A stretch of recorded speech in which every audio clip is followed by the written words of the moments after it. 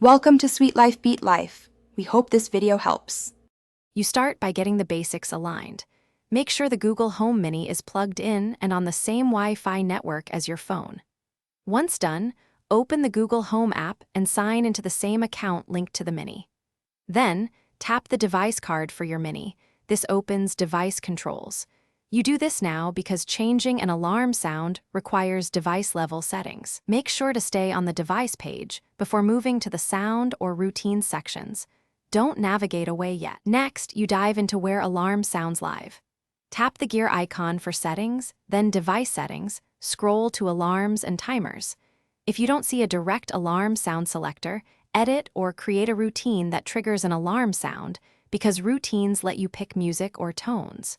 Choose a built-in tone for simplicity, or link a music service like YouTube Music to play a song. Once you pick, confirm the selection, so the Mini saves it to that device immediately.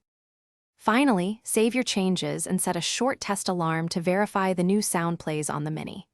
If the selected sound doesn't play, reboot the Mini, confirm you're using the correct Google account, and check that any linked music service is active and has permission. Also make sure volume and do not disturb aren't blocking alarms. If problems persist, remove and re-add the device. Or, as a last resort, perform a factory reset. Remember to back up settings if that matters to you. Thanks for watching. Consider subscribing if we helped you.